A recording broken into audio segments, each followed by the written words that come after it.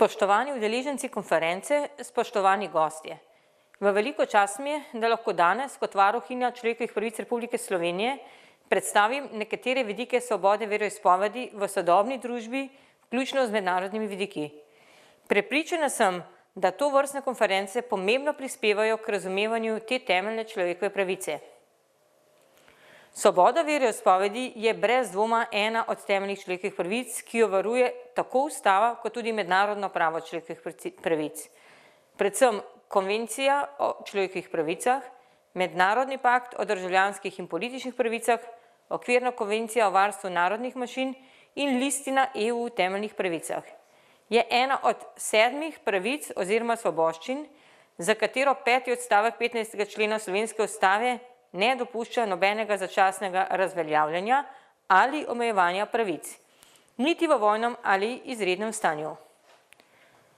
V pogodbi o delovanju Evropske unije je razmerje Evropske unije do cerkva in verskih skupnosti urejeno v 17. členu. Bistvo te določbe je trojno. Prvič, EU spoštuje in ne posega v pravni položaj cerkva in verskih skupnosti, kot je urejen v državah članicah. To pomeni, da je ureditev razmerja med državo in verskimi skupnostmi, na primer sklepanje konkordatov ali delnih sporazumov, registracije cerkva in financiranje, v pristojnosti posamezne države članice. EU na tem področju nima harmonizacijske vloge in mora upoštevati nacionalne ustavne tradicije, vključno z različnimi modeli, na primer strogo ločitvijo ali kooperativnim modelom. Drugič, enako velja tudi za filozofske in nekonfesionalne organizacije. Ta člen zagotavlja nevtralnost Evropske unije ne le do vere oziroma religije, temveč tudi do svetovnozorskih prepričanj na splošno. Gre za izraz načela pluralnosti in enakega obravnavanja verujočih in neverujočih. Tretjič, EU se zavezuje k odprtemu, preglednemu in rednemu dialogu s cerkvami, verskimi skupnostmi ter filozofskimi organizacijami. To pomeni, da jih priznava kot pomembne družbene akterje pri oblikovanju politik, na primer na področju človekovih pravic, socialne politike, etičnih vprašanj, vendar brez podeljevanja institucionalnih privilegijev. Dialog je torej mehanizem sodelovanja, ne pa poseg v načelo nevtralnosti. Varuh človekovih pravic na področju svobode vesti in verskih skupnosti vsa leta obravnava majhno število zadev.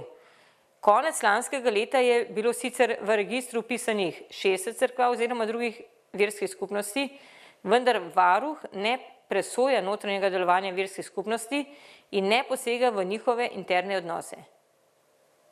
Majhno število obravnavanih zadev pri varuhu pa ne pomeni tudi, da področje sicer ni aktualno.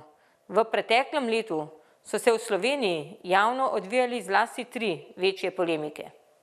Prva, v zvezi z referendumom o julija sprejetem zakonu o pomoči pri prostovoljnem končanju življenja, to je o tako imenovanem referendumu o evtanaziji, kjer je naposled na glasovanju 23. novembra lani ob 40,9% udeležbi približno 53% volilcev glasovalo proti zakonu.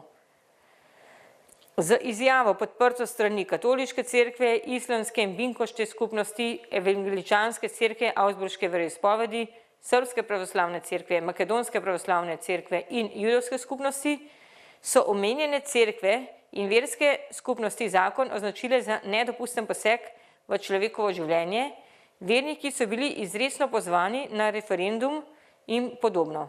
Takšna angažiranost pa je na drugi strani sprožila ostre kritike. Napovedovalo se je prijavo pristojnemu inšpektoratu zaradi vključenosti v kampanjo brez uradne prijave organizatorja.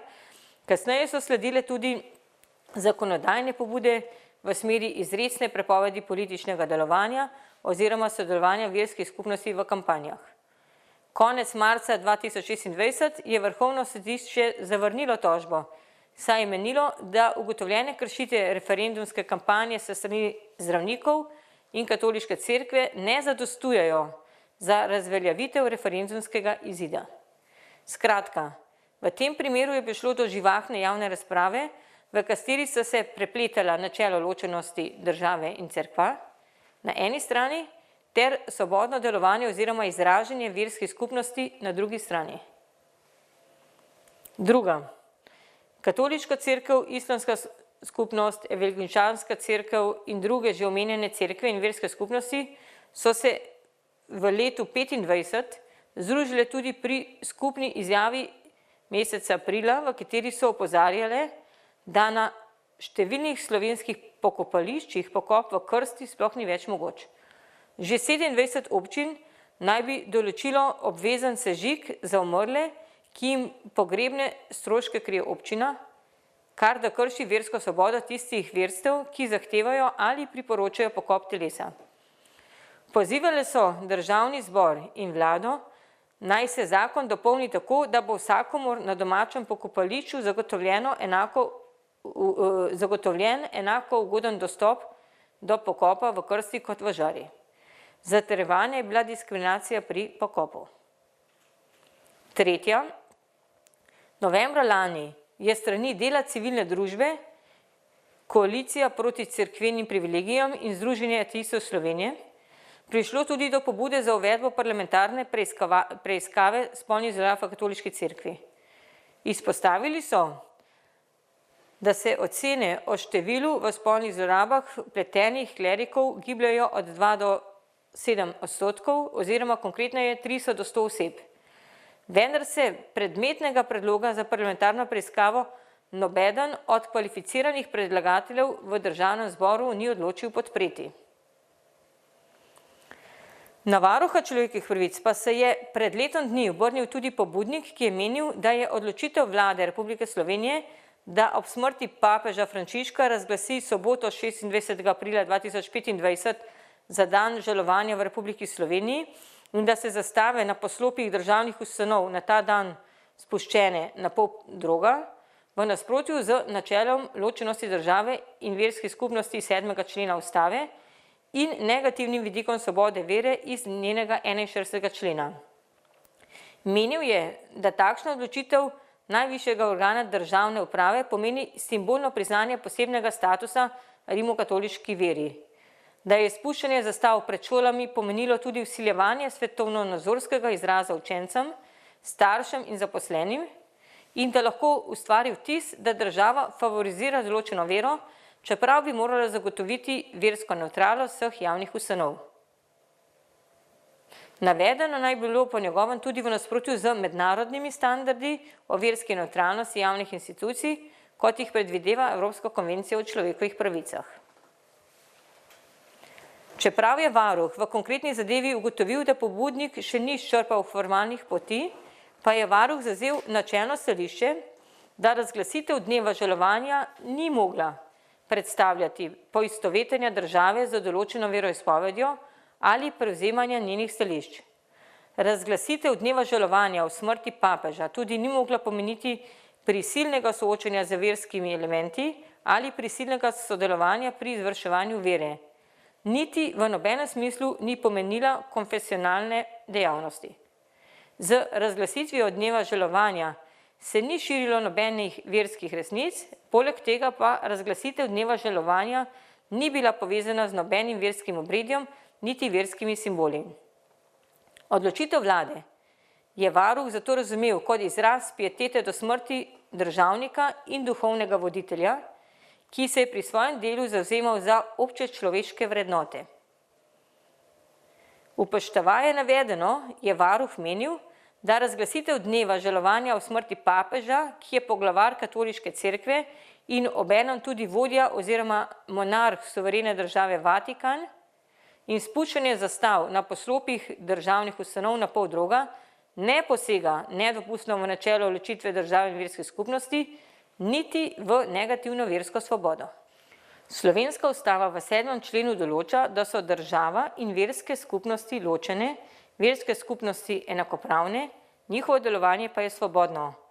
Vendar to ne pomeni, da morajo biti vere oziroma verski simboli povsem odsotni na javnih mestih ali v siceršnjem javnem življenju.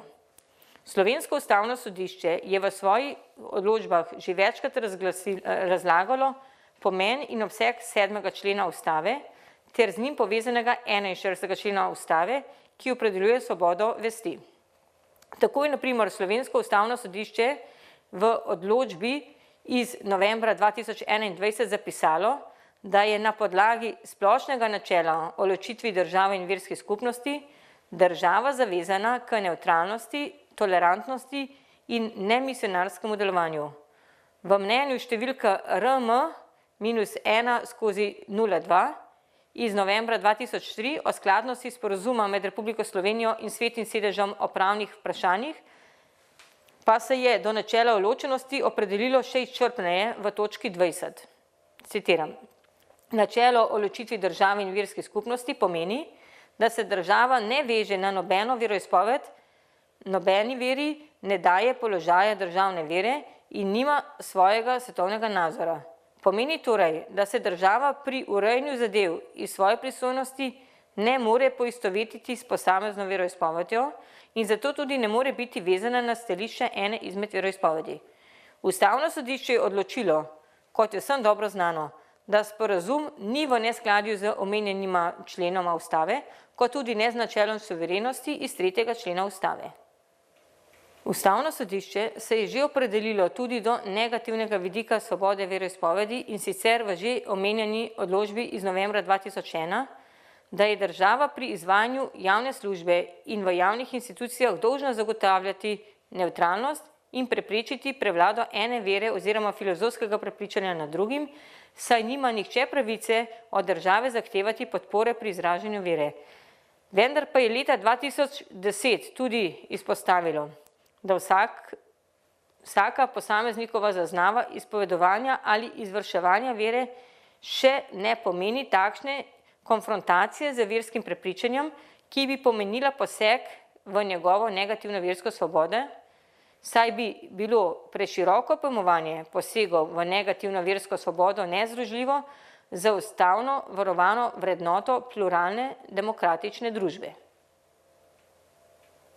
Prav tako je Slovensko ustavno sodišče leta 2017 v povezavi z urejanjem dela prostih dni, glede katerih je pritožnik očital, da temeljijo na obeležjih krščanskega izvora, že navedlo, da zakonodajalec lahko uredi dela proste dni kot izraz identitete ljudi, ki zgodovinsko živijo na območju sedanje države in so povezani z izročilom evropskega prostora in še, da s prazniki skupnosti in institucije obeležujejo pomembne zgodovinske dogodke, posebne lokalne, državljanske oziroma narodne, verske in druge kulturne vrednote in s tem poudarjajo lastno identiteto. Varuh je v povezavi z verskimi objekti in verskimi simboli v letnem poročilu za leto 2021 zavzel stališče, da 7. člen ustave ne nalaga državni ali lokalni oblasti, da odstrani sleherni verski simbol oziroma simbol in vzpostavi versko povsem sterilen javni prostor. V povezavi s sekularnostjo šolskega prostora velja omeniti še sodbo Velikega senata Evropskega sodišča za človekove pravice v zadevi Lauci proti Italiji z 18. marca 2011, v kateri je bilo zavzeto stališče, da celo razpela v italijanskih učilnicah niso v nasprotju z konvencijo. Mama 2 šoloobveznih otrok je namreč problematizirala prisotnost omenjenega katoliškega simbola v javnih šolah in zatrjevala, da to nasprotuje sekularnim idejam, skladno s katerimi želi vzgajati svoje otroke. Spoštovani, zanimivo je, da se verske skupnosti same zelo redko obračajo na varuha človekovih pravic zaradi kršitev njihovih pravic strani države. Posamezni primeri sicer obstajajo, na primer glede vprašanja javnega prostora, kjer je treba tehtati med svobodo zbiranja in pravico do verskega življenja. Vendar so redki. Veliko pogosteje se na varuha obračajo posamezniki, bodisi verniki, bodisi neverujoči, ki opozarjajo na konkretne življenjske situacije, v katerih zaznavajo posege v svoje pravice. Varuh je leta 2024 v konkretnem primeru študentke, ki je nosila hidžab, obravnaval vprašanje dopustnosti prepovedi naglavnih pokrival pri kliničnem usposabljanju in poudaril, da nošenje hidžaba sodi v okvir ustavno varovane svobode vesti. Ta pravica sicer ni absolutna, zato so omejitve možne, vendar le, če temeljijo na zakonu in so sorazmerne. Varuh je ob tem posebej izpostavil, da zgolj higienski razlogi praviloma ne zadoščajo za takšno prepoved, zato bi morale biti morebitne omejitve jasno pravno urejene in ustrezno utemeljene. Varuh je ugotovil, da je do morebitne nove pravne ureditve prepoved nošenja na glavni rute, ki je urejena s pravilnikom, neskladna z versko svobodo negovalk. Varuh pa je v preteklosti tudi že obravnaval primere sovražnega govora do pripadnikov različnih veroizpovedi.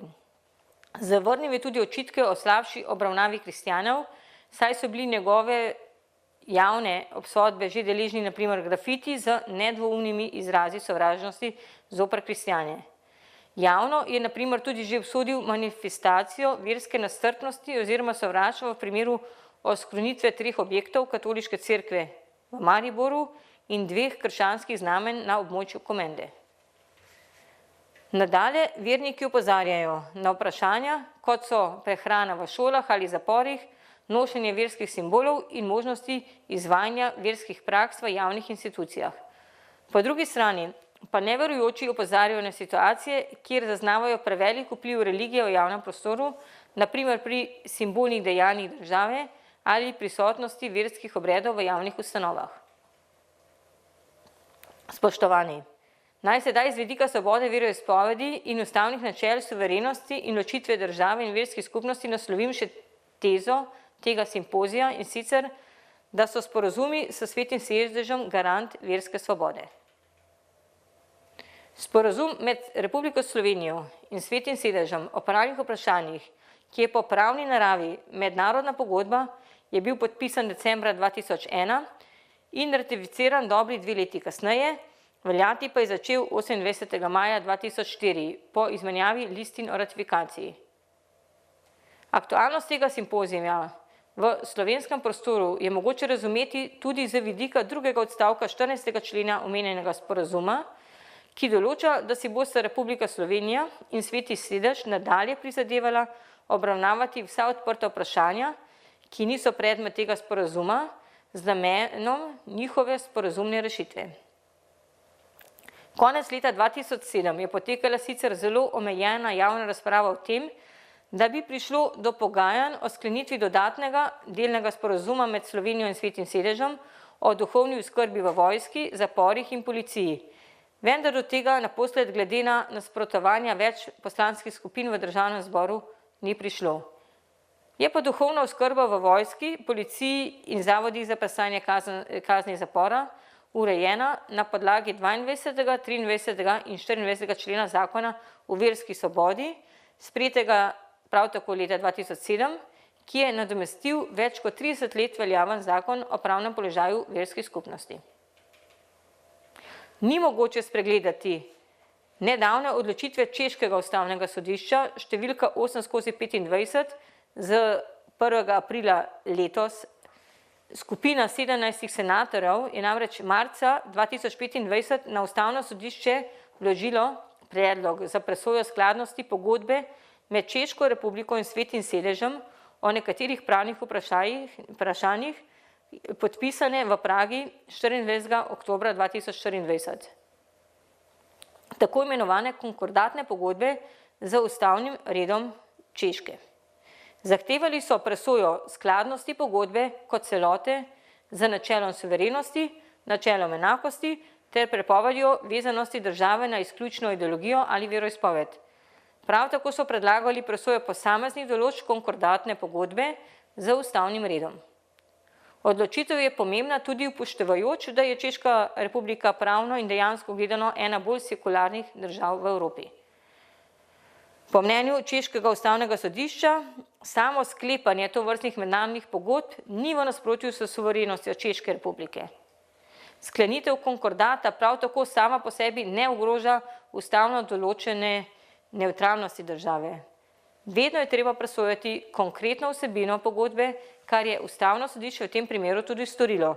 V konkretnem primeru je bilo ključno, da konkordat vsebuje zavezo katoliške cerkve, da pri svojem delovanju spoštuje češki pravni red, Ker notranje enote katoliške cerkve v Češki republiki delujejo kot pravne osebe, je takšna ureditev po mnenju Ustavnega sodišča zadostna. Ustavno sodišče je še izpostavilo, da nevtralnost države pomeni enako distanco do vseh religij ter prepoved institucionalnega favoriziranja ene od njih. Država mora zato verskim skupnostim zagotavljati v bistvu enakovreden pravni položaj, razen če obstajajo utemeljeni razlogi za razlikovanje. Je pa Češko ustavno sodišče odločilo, da sta prvi odstavek 4. člena, ki je določil, da Češka republika priznava spovedno tajnost oziroma molčečnost, in 4. odstavek 7. člena, ki je določil, da cerkve omogočajo dostop do svoje kulturne dediščine pod pogoji, ki jih same določijo, da sta te dva člena neskladna z ustavo. Spovedna tajnost je sicer na Češkem že urejena v zakonodaji, ključno v kazenskem pravu. Sodišče izpostavlja, da pa obstaja razlikovanje med pojmovanjem po nacionalnem pravu in absolutnim pojmovanjem po kanonskem pravu. Da trenutno ta razlika nima pravnega učinka, saj kanonsko pravo ne more spremeniti državnega prava. Konkordat pa bi po mnenju Ustavnega sodišča Češke to spremenil. Konkordatna pogodba namreč v sporni obliki določa spovedno tajnost brez izjeme.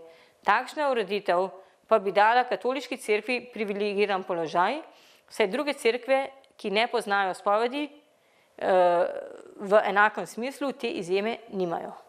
To pomeni kršitev načela enakosti in nevtralnosti države. Poleg tega Ustavno sodišče izpostavi še, da nastane tudi neenakost v primerjavi z odvetniško poklicno tajnostjo, ki je po svoji ustavni vrednosti primerljiva. Konkordat daje prednost verskemu razlogu pred sekularnim, ker Češko ustavno sodišče opredeli, da je v nasprotju z načelom nevtralnosti. Kar zadeva kulturno dediščino, Češko ustavno sodišče izpostavlja, da cerkveni arhivi predstavljajo pomemben del nacionalnega kulturnega bogatstva. Država ima zato ustavno dolžnost skrbeti za dostop do tega bogatstva. Sporna določba pa naj bi omogočila cerkvenim pravnim osebam, da same določajo pogoje dostopa do arhivov, kar državi onemogoča učinkovito izvajanje te dolžnosti. S tem se katoliško cerkev izvzema iz splošnega pravnega režima, na primer arhivske zakonodaje, kar ogroža tudi svobodo znanstvenega raziskovanja. Po mnenju Ustavnega sodišča Češke obe določbi vzpostavljata poseben od zakonodaje neodvisen režim za katoliško cerkev, kar je v nasprotju z ustavno nevtralnostjo države. Poleg tega je določba o kulturni dediščini v neskladju tudi s pravico dostopa do kulturnega bogatstva in svobodo znanstvenega raziskovanja. Mednarodne pogodbe zato trenutno ni mogoče ratificirati. Spoštovani, naj zaključim s tem, da je treba z vidika svobode veroizpovedi in ustavnega načela odločitve države in verskih skupnosti tezo, da so sporazumi držav s svetim sedežem garant verske svobode razumeti previdno in pogojno. Takšni sporazumi lahko nedvomno prispevajo k pravni varnosti in jasnejši ureditvi položaja verskih skupnosti, zlasti kadar konkretizirajo način uresničevanja verske svobode v praksi, na primer na področju pastoralne oskrbe ali varstva verske dediščine. V tem smislu lahko delujejo kot instrument, ki olajša uresničevanje ustavno zagotovljenih pravic.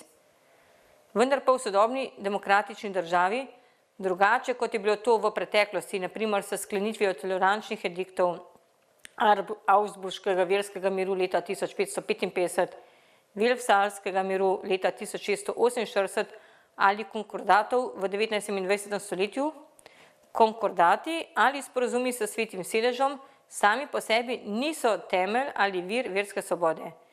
Ta izhaja neposredno iz ustave in mednarodnih standardov varstva človekovih pravic, kot so se razvili po drugi svetovni vojni in so kot živ instrument predvsem preko sodne prakse razvijajo še danes.